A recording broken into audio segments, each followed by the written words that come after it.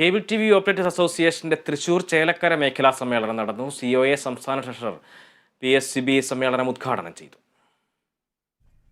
Cable T V operators അസോസിയേഷന്റെ തൃശൂർ ചേലക്കര മേഖലാ സമ്മേളനം ഹോട്ടൽ ഗോൾഡൻ ഗേറ്റിൽ നടന്നു.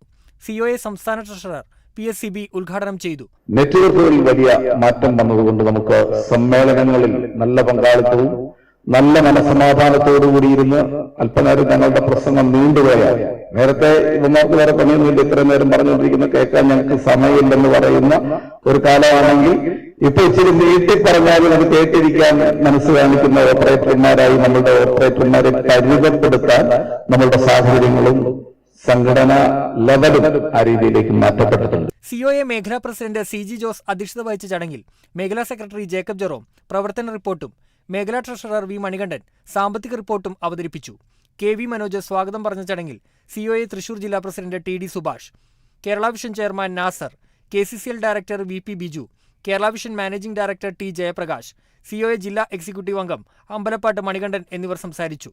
സമ്മേളനത്തിൽ ജേക്കബ് ജെറോമിനെ പ്രസിഡന്റായും KV മനോജിനെ സെക്രട്ടറിയായും V മണികണ്ഠനെ ട്രഷററായും തെരഞ്ഞെടുത്തു. Kerala vision news Thrissur.